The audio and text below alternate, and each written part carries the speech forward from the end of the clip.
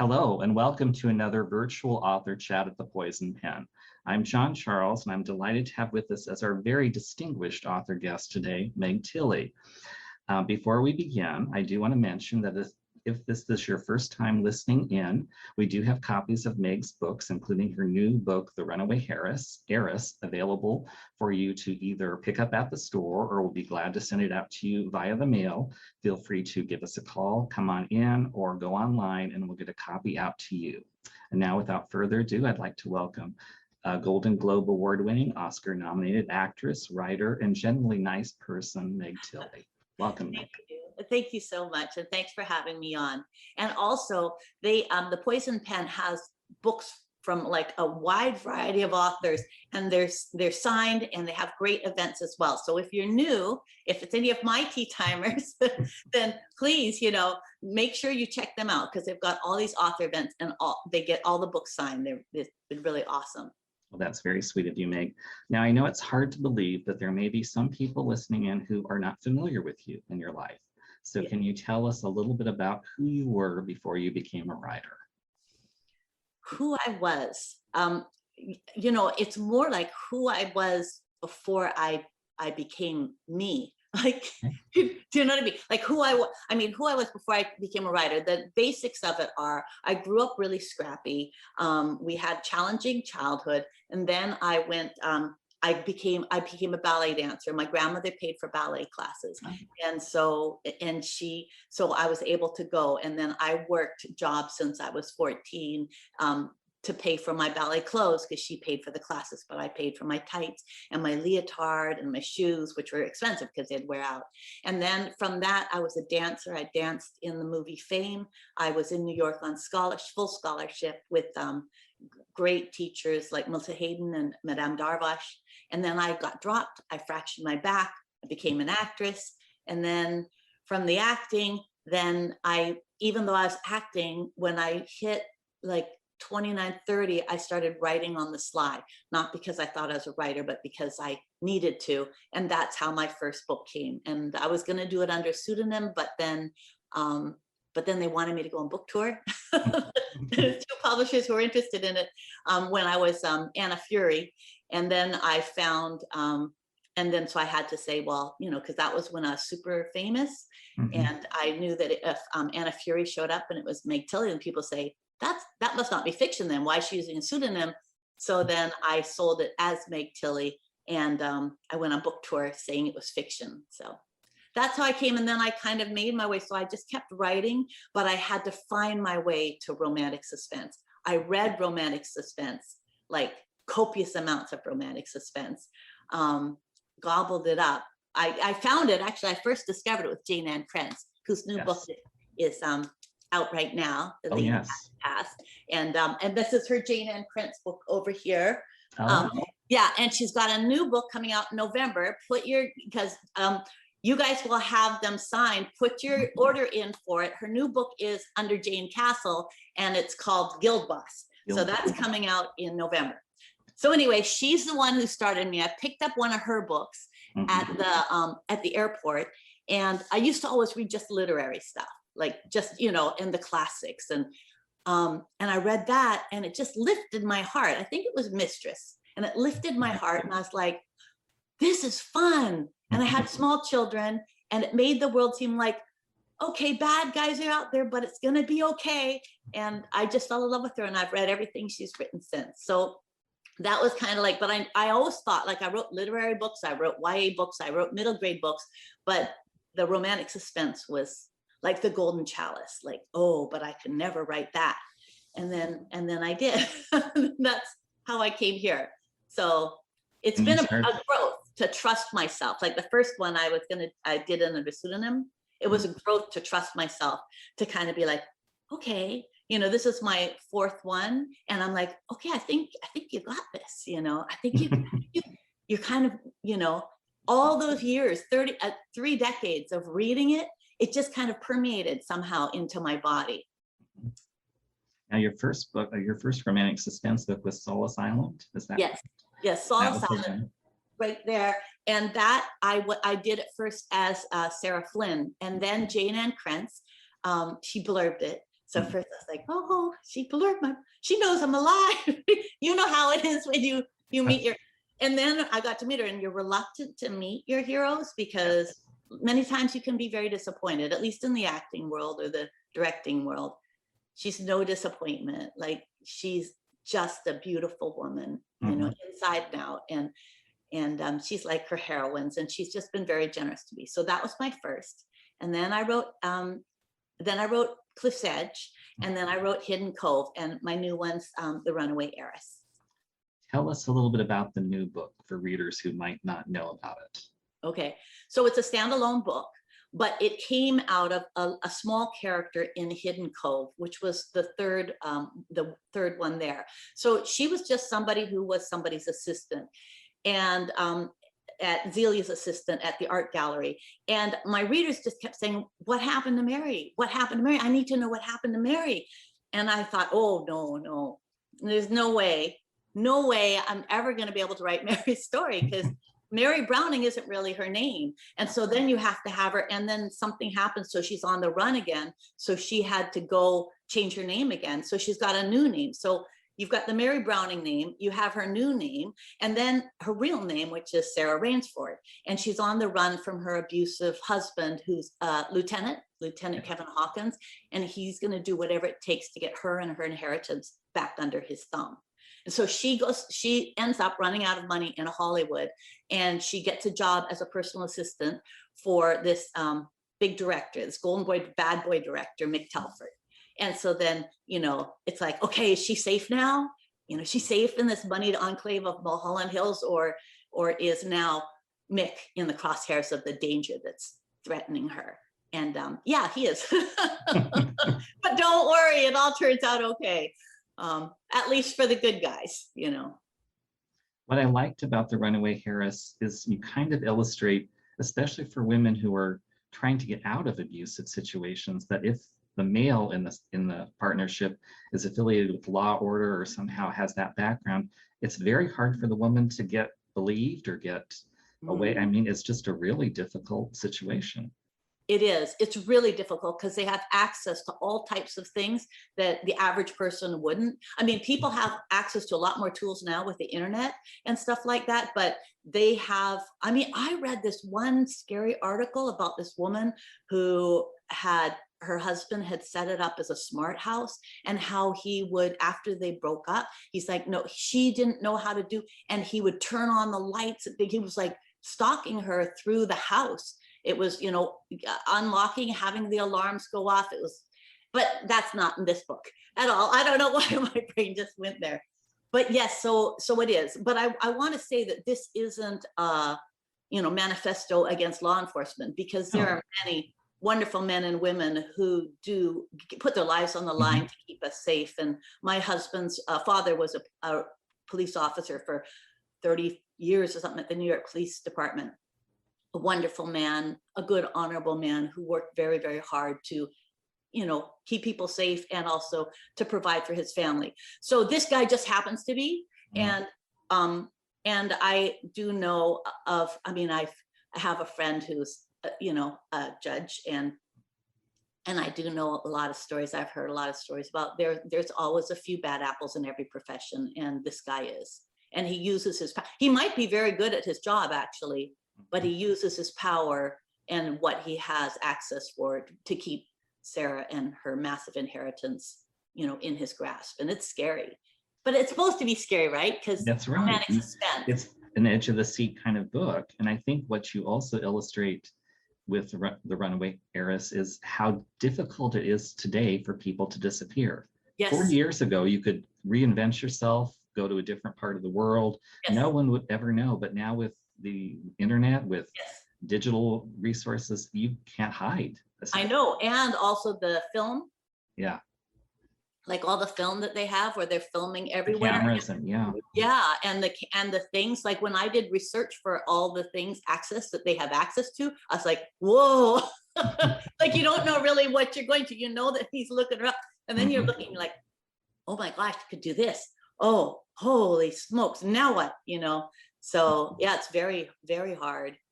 I mean, and it's kind of interesting because I don't know why I just thought of that, but when I first became famous, it's kind of it's just a taste of what he does is a taste of what I had, where I thought that my acting was such that people wouldn't recognize me because I was very good all my life before I became famous at disappearing.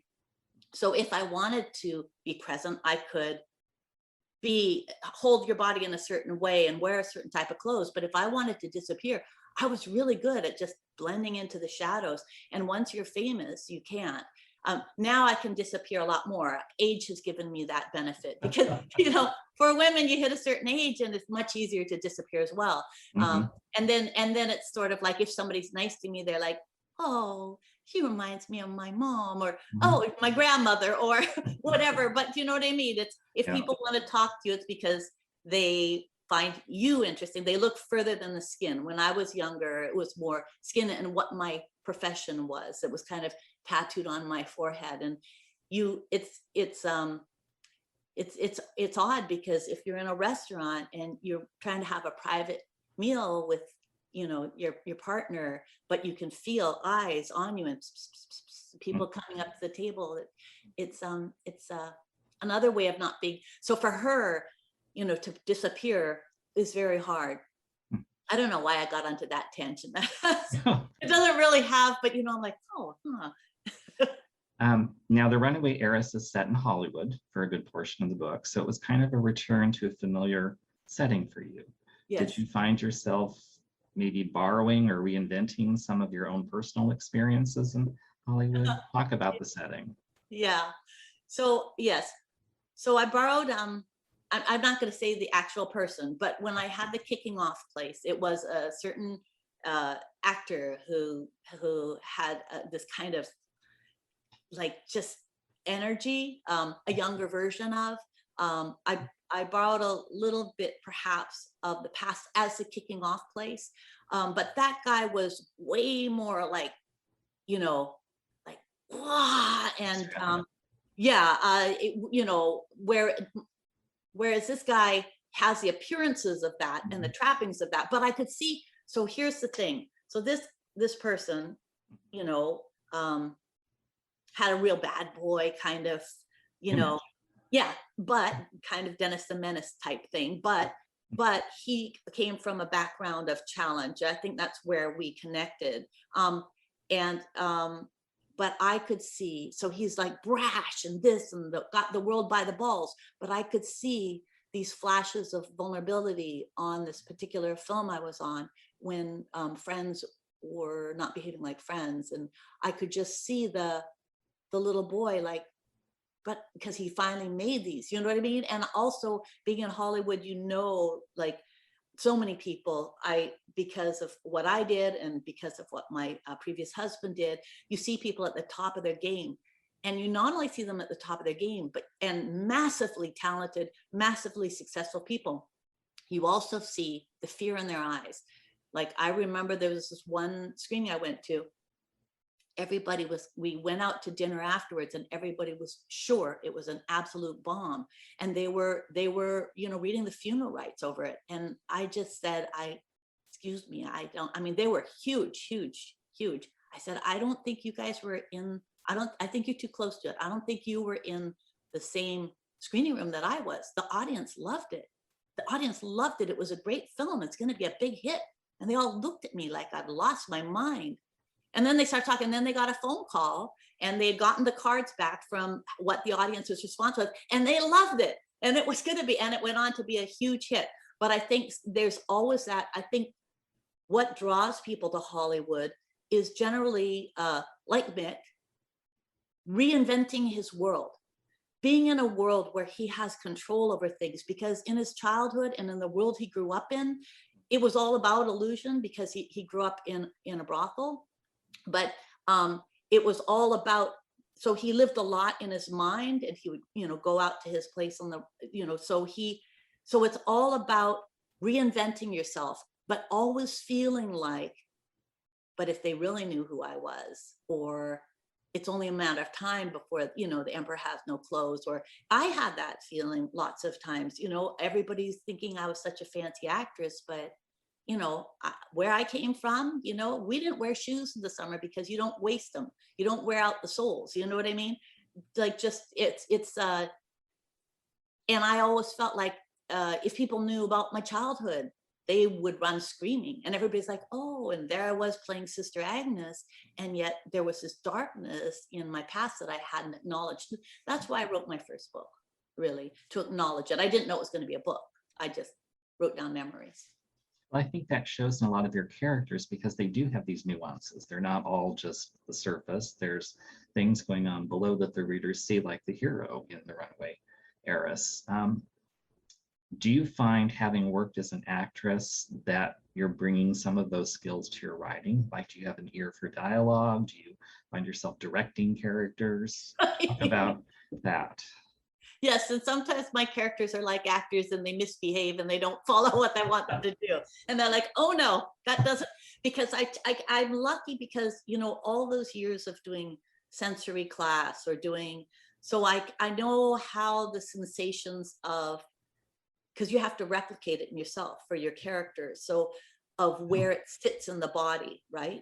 Or doing dialogue and hearing it on your tongue and knowing if it feels right or if it feels false, or how people sometimes say one thing but they're feeling another. So that I remember my acting teacher, Peggy Fury, she was remarkable. She's like another Jane Ann Krentz, but she was really remarkable. And she said, Meg, what you want to do, she said, is you don't allow us to see everything that's going on.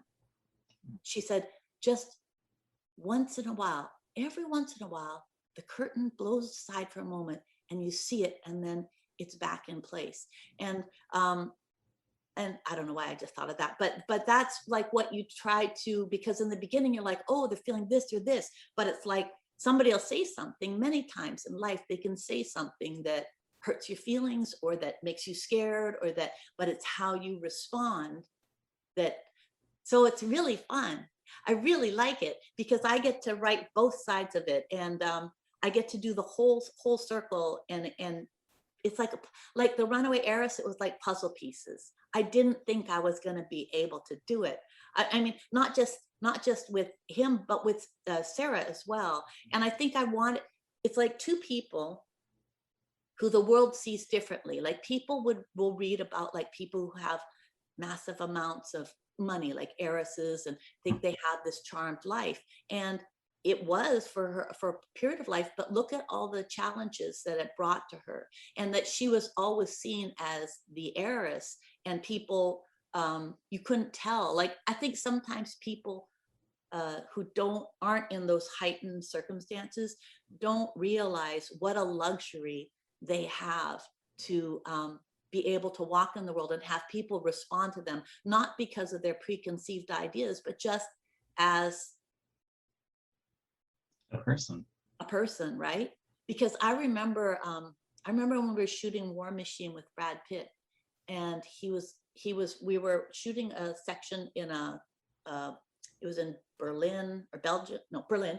And it was at a roadside thing with a gas station, and there was stores, and he was walking around and looking at the stuff on the shop, on this things. And he's like, yeah, haven't been in a store since I think Thelma and Louise. Like, you know what I mean? You just couldn't. And there's an isolation to having great success or great, and I think a lot of times people don't realize it. And I think a lot of times people might think twice about going into areas where they have it, because it's that kind of needing to express oneself or be vulnerable or show, needing to speak the truth, because usually they come from damage, and then all of a sudden all eyes are on them, and they don't have that safety of, instead of watching people, because a lot of times artists, whether it's writers, are people watchers, but if you're in the public eye, you can't watch because everybody's watching you.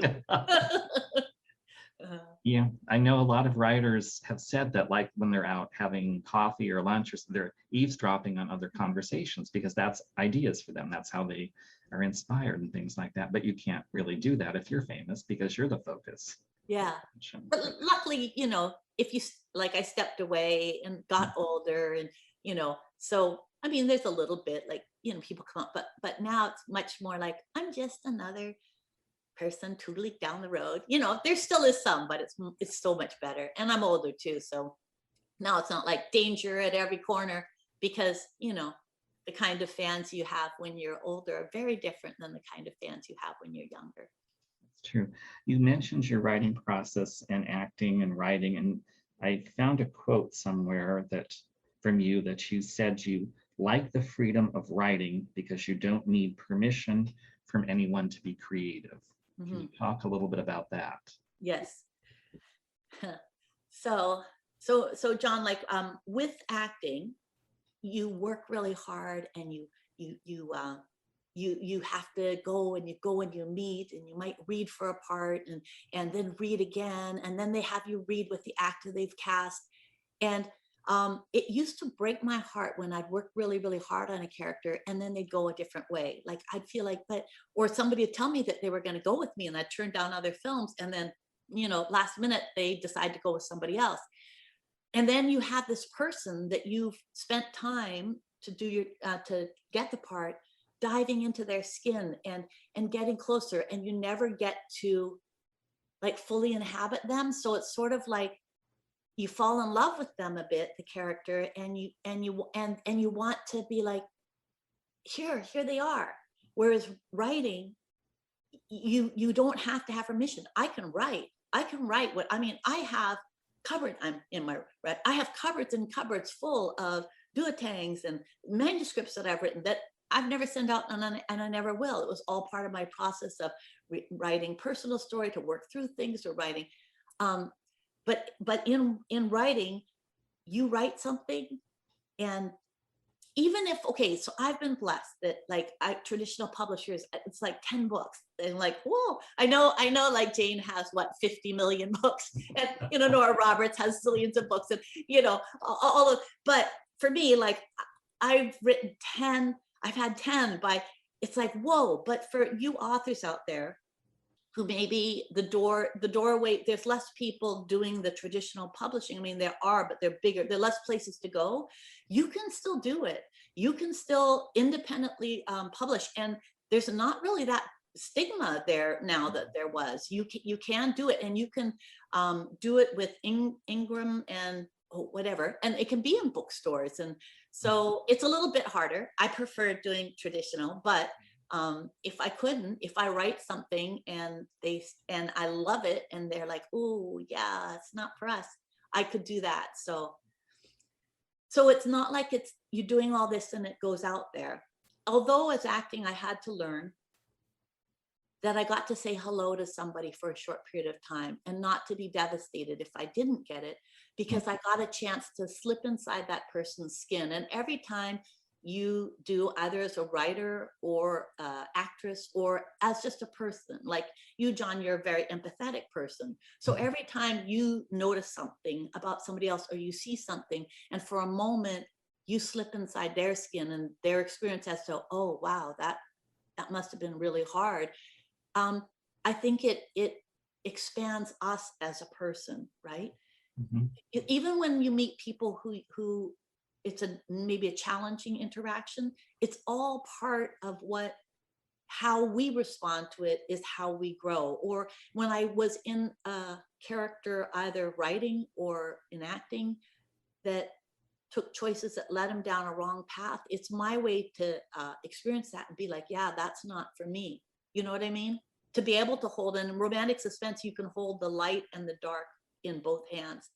um, I know a lot of readers are fascinated by authors' writing processes, and they range over the map depending on the author. What is your own approach when you start a book? Do you have a specific regime? Does it vary? Do you know exactly what you're going to do? Do you just sit down and wait for inspiration? well, I can't, I write. So and out of that sometimes comes something. So I'll bang around with things in my head. If I have, like, so I knew they wanted me to do Mary, and I thought, oh, I'll give it a go, but I don't know if I can, who became Sarah in The Runaway Heiress. I don't know if I can, but then I just sit with it. And then all of a sudden it's like, no, I can her, but I got to find the right guy. And I try on sometimes, like in Cliff's Edge, I tried 3 different guys until I finally found. So with this one, 2 different ones. So the first one I tried, he was an automobile parts distributor. And again, I didn't take that long to figure out that it just wasn't going to work. I did all this research on it, like, okay, and what do you do, and what, and then when I found Mick and he started talking to me, then I knew I had a book. I didn't know if it would be romantic suspense, because he started off like whoa. But I sent the first 60 pages to my agent, and she gave me really great notes and said, no, keep going. So I did. So my process is, it's like once the characters, the 2 main ones, just start coming to life, then I know I'm onto something. And then all the other characters kind of just start, and I find it's like puzzle pieces, but I don't know. I can have an idea where I'm going, but many times I end up somewhere entirely different. I wish I was the other way sometimes. It seems like I have to write and rewrite, and I throw out so much, so much, and then I go again, and then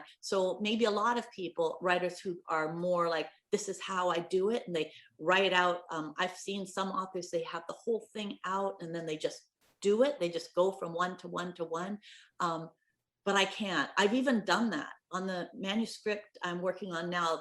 I think it's a trilogy. I wrote out maybe 45, 50 pages and added to it of stuff. It just doesn't work that way. It's like, once I get the characters true, then if I'm trying to put something on them and they're like, it feels false. Yeah.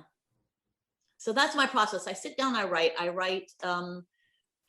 probably 7 days a week, but I give myself the out that it's 5 days a week, because if a family member needs me, or if somebody's visiting, then I will step back. And if actually I have somebody come for a week, I'll go to it and just do like 2 hours a day, just so I don't lose the songs in my head, because they're like, voices are like, so I keep the rhythm, but I don't do like serious, like, 4, 5, 6 hours when people are here. Not only are you a terrific writer, what I love about you is you're also a big reader. Can you share some of the things that you've enjoyed and what might be on your summer reading list this year? Okay.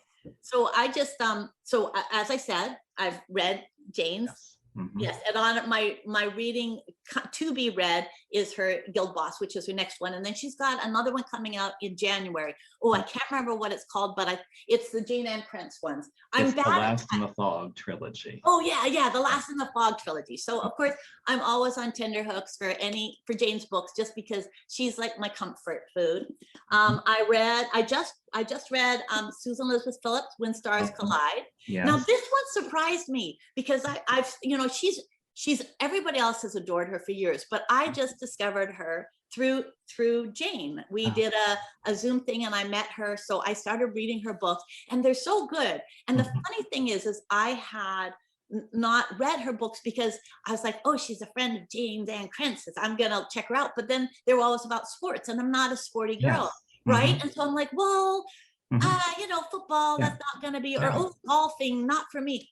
But I'm telling you, because her characters are so good and her dialogue's so good, and she really just, they feel real, you just have fun. So this is like a football player and an opera singer. Yeah. And but the thing is, I haven't seen her do, she's got a bit of romantic suspense even through here. And I was like, but it's not like, my kind of suspense. It's a different kind of suspense. It's more like, it's a cozy suspense. Do you know what I mean? I mean, not cozy because there's bad guys, but it's not, it's, I read. It's not, yeah, it's not what you're going to say. There is a thread of suspense. Yeah, it's not quite, it's more of a minor chord story rather than in your book, it's a major chord. That's right. But it's a great chord. It's good and it keeps me turning the pages. Now this one, all my readers know, because I've been talking about this for a while, Lizzie and Dante. And I think when I was at the Poison Pen, like a couple years ago, I told you that there was a manuscript that I'd read, and then it was called Elba, but they changed the title to Lizzie and Dante.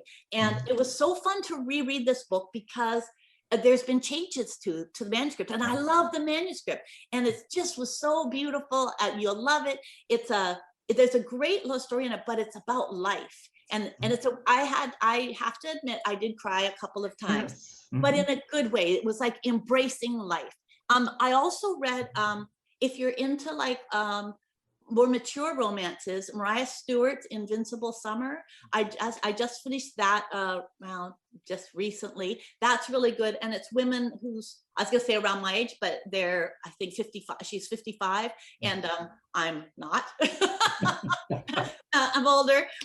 So I read that, and that was really nice. So if you're looking for mature, oh, I read. Do you know Mimi Matthews? Does she write mysteries? She writes historical. So No. she just wrote she just has a new Gothic thing out. I haven't read that, but I found one of her books. I got it because I liked the cover. It was very Christmassy, and I got it. And then I just read all her other ones. So she was a new to me author, when the pandemic started, and now I've read all of her things. I read an arc of The Siren of Sussex. She writes historical romance. I've seen the advanced publicity for it. It's coming out, I believe. It's not out yet, is it? No, it's not out yet. I don't know when it's coming out, but I read an arc. It's really good. What I love about her is she does, like, I love all different types of historical. Like I love Jane, her Amanda Quick ones, and I've just started, but hers has like very specific historical detail. I think her legal background kind of gives her that sort of research thing, and this is it's really good. And she deals with it, but she also deals with a bit of weightier issues, like how it was really for women in those times and what they needed. So I enjoyed that.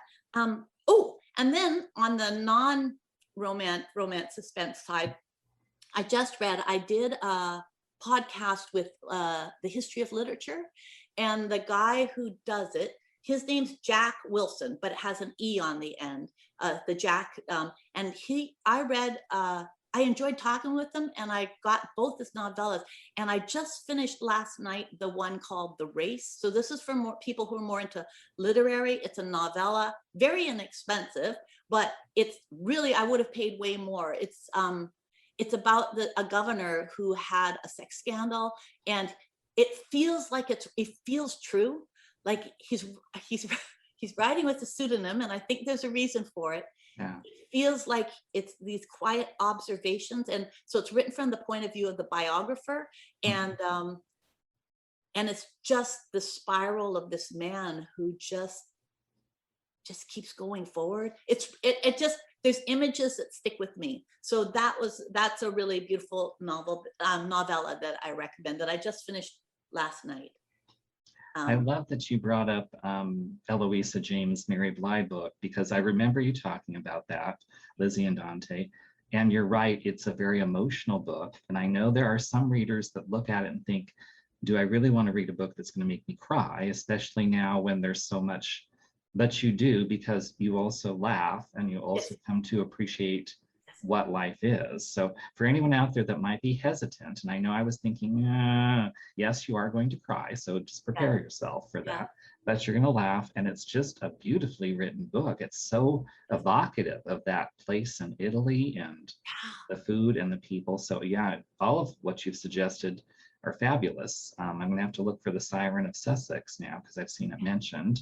Yes, it does. It does make you, it makes you cry, but not in a bad way. No. It makes you cry because it's a tenderness of life. There's a tenderness to it, and there's a sweetness to it. And I think the thing is that it's not a downer. What it does is make you say, I'm going to taste my food, and I'm not going to, none of us know how long we have here. No. None of us do. But so when you are, it's like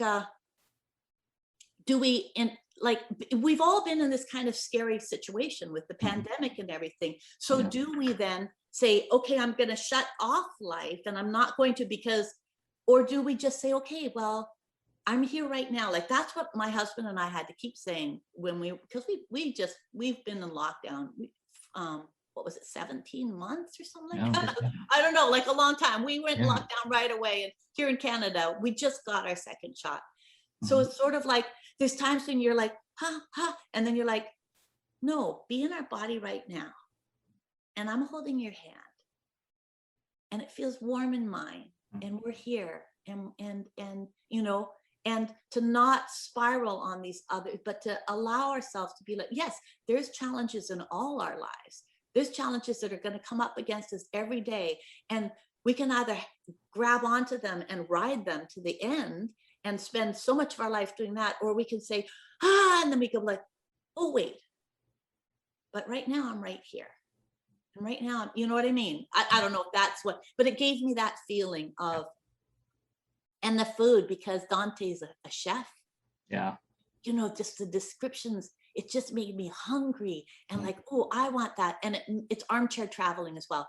Yeah. It's an uplifting read. It's Mm. beautiful. Eloisa James fans, you should read it because it's really a beautiful book. If you like her other books, Mhm. you're gonna love this because it's got all of that Humor. Yeah. 4 years it took her to write. So it's got layers upon layers, and the skill and the love in there. I mean, it's a real love letter to her readers. I think everybody should read it. It's wonderful. Now let's make a segue, because in addition to writing and reading, you've also become something of a internet social sensation with your daily tea time chats. Can you tell those of us who don't know about that, what those are, how it evolved? Well, what happened is, again, the pandemic. Mhm. So my husband, you know, he's a little bit more like, because so he was, so he decided, I'm gonna do something, I'm gonna learn how to play the guitar. So he went online and he found all these YouTube channels where people would teach how to play guitar. And so he loved them, and it gave him something to do, and he got a guitar. Now he's got a couple guitars, but he's gotten really good. But in around, we had been in, let's see, it was March, April, May, June, July, 5 months. We've been in lockdown for 5 months. When we first went in, we thought it was going to be for 2 or 3 months, you know, but it was, and he had before that around 3 months, and he's like, honey, you should have a YouTube channel. I'm like, oh no. Thanks, honey, but no thanks. So, but he kept on kind of bringing it up, and I had this one day where I had a really good day writing, where I felt invincible. I'd gotten 4 pages, which I never get. It's like 3 pages. That's really good.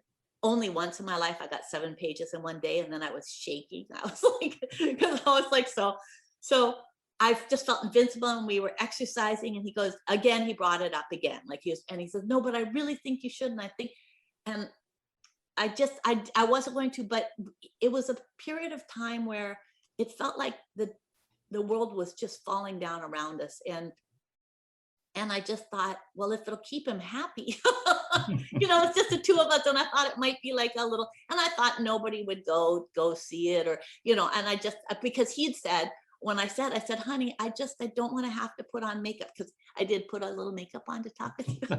You know, I don't want to have to put on, like, you know, Mhm. find an outfit or something, you know, because you do have to kind of, he Yeah. goes, no, you don't have to. People on YouTube don't.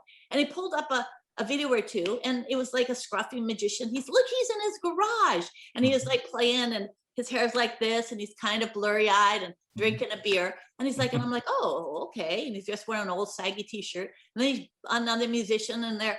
And so I'm like, oh, well, okay, I'll, if I don't have to do makeup, if I don't have to brush my hair, if I don't have to, then sure, let's do something. You could figure out how to put it up, just as a way to keep him entertained. I didn't think anybody, and then he's like, so I taped something. I marched upstairs. I was sweaty from exercising, and I had a shirt with folds on it, and my hair was like, you know, a bit sweaty. And he's like, this is great. And he put it up.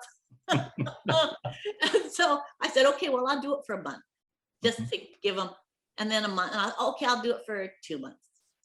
Okay. And then more and more people showed up. And I don't know that I'm a YouTube sensation, but we sure have a cozy brand of tea timers. And then Murchie's Tea, somebody from Murchie's Tea, they designed a box of tea.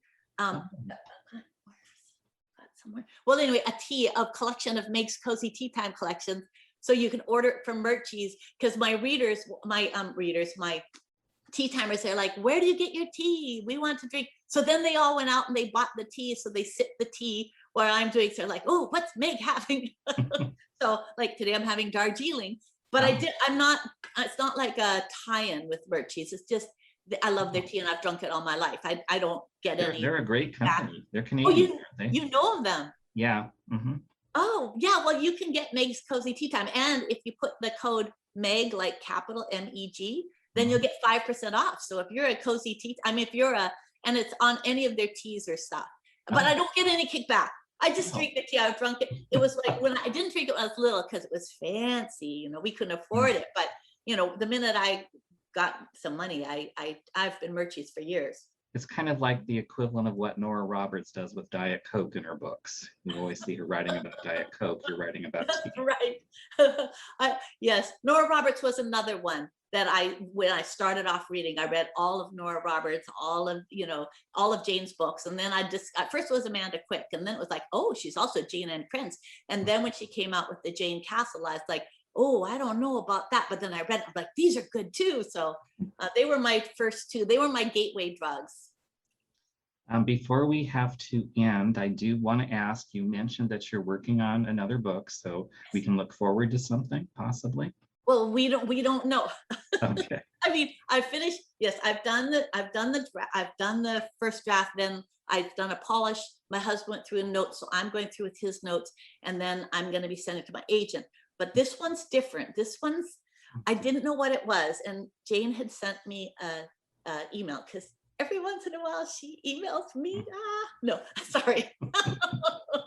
It's hard to believe just because I've read her for so many years. Yeah. She said, how are you going? How's the writing? And I thought, well, I should probably just say, oh, fine. But I was really thinking, it didn't become, I started out saying I'm going to write a rom-com, Mhm. and it refused to, because it refused to be a rom-com. Not only did it refuse to be a rom-com, but it shifted to a weirder, darker place than my romantic suspense. And I was trying to shape it into, but it wasn't. And so I said, I'm having difficulty with it, and I don't know. I'm almost at the end of the first draft, but I don't know if I should just put it aside and just try to start something new. And she goes, let's Zoom. And so we Zoomed the next morning, and she said, okay, tell me it. And I was really scared because when you really look up to somebody, Mhm. you don't want to be like, oh yeah, here's my mess all over Yeah. this is messy. So I said, okay, but because I felt like a Mhm. little sweaty and my heart's pounding and my face is red. But I tell her the story and I tell her what happened. She goes, oh, that sounds cool. No, that's the kind of book I like to read. Mhm. And then she said, no, you definitely finish it and send it. She said, because I was like, had maybe 3 or 4 more days left. And she said, it's, what did she say? It's Gothic horror suspense. Ooh, Or that's is on that what trend it, right now. oh yeah, that's what she said. And she said, no, don't, she said, and so then I was like, oh, it's a genre. Mhm. I was really embarrassed that I'd written the thing, but I think that the pandemic and everything, or just like being, and also family stuff was coming up, and Mhm. other things were coming up, and I'm like, no, where you have certain things happen, and it just came out, things that my mom, well, it's complicated. I won't go Mhm. into the whole story, but Well, it what's was going things on that, in your personal life can affect your writing life too. right, Very because family connected. was processing Yeah. things, and so my mom and things like that were very present, and so yeah, so there's like a kind of supernatural kind of thing, Oh, which I Jane thought loves it was that. going to be my answer to, I don't believe in this, to, oh.